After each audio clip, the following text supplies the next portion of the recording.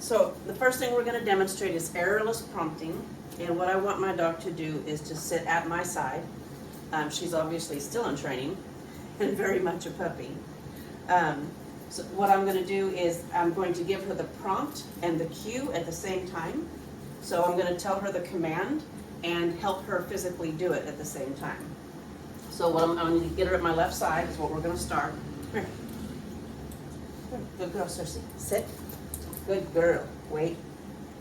So that's errorless prompting, so she doesn't have a chance to not perform the correct response to the cue that I'm giving her.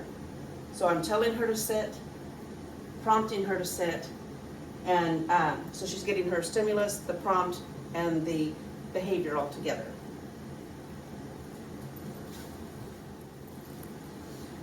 The no-no prompting is a little bit different. I'm going to give her 2 opportunities to do it correctly before I actually give her the prompt that makes her do it for me. So she has a thing about holding on to her the little bag here at the end of the leash. And I always thought it was like a shark. Once you get it set, getting it back from her is a little tough. So I'm going to give her the command out, no. Oh, good girl, good girl, good girl.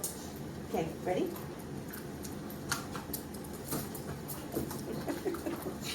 Okay.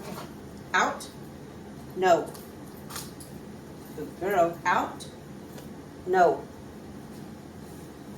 Out, good girl.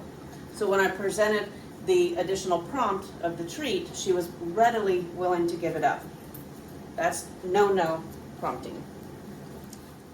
So transfer trial is where we want her to be able to do this by herself. The example I think is that you want a child to clap, so you tell them to clap their hands and then you clap their hands for them. You put your hand over hand kind of thing. Or as we like to say in the schools, hand under hand. So it doesn't sound restrictive. For her, what I'm going to do is we're going to use the same example of sitting. Come here, up, come here, come on. Yeah, up. Good girl. Ready? No, no, no, no. Up, out. Good girl. So what I'm going to do is I'm going to tell her because I want her to come and sit in front of me, and that's hard for her to do. And I'm going to tell her face. Oh, that's a good girl. Did you do that for me? Good girl. Good girl. I'll give her a harder one. Here, heel. Right there. Up, sit. Good girl.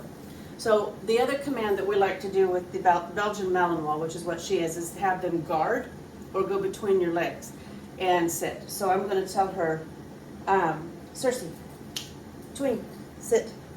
Good job, good job, good job. So she knows to sit at my side, and so I've transferred that, or I've shown her how to also do that here.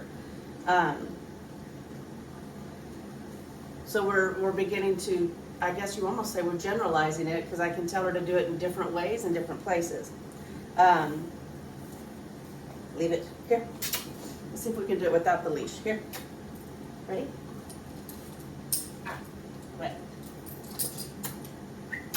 Sit. Good girl. Twink. Good job. Good job. Good job. So the expansion trials would be where, like I just demonstrated her sitting for me, and then also doing between for me or going on guard, and I gave her a treat each time.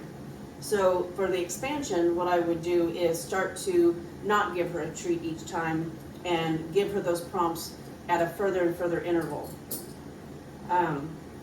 So that I might give it to her every time for a while, and then I would maybe do it every 3rd time for a while, and then every 5th time, and then every 7th time, so that it's, it's getting harder for her to earn the reward. But she's doing it more because she was given the command to do it rather than the treat to do it. You want that? Heel. Heel. Sit. Good girl. Twing. Good girl. Walk. Sit. Good girl. Heel. Heel. Good. Get around. Up. Nope. Heel. Good girl. If I wanted to collapse the trials, what I would be looking at is taking the discrete trial information over a series of sessions and then collapse look at the data and then actually collapse that data into her mastery record so that I'm knowing, it's not whether or not it's the intervention. Well, I'm not checking whether the intervention is effective, I'm checking her level of mastery over a period of sessions. Good job. Good job.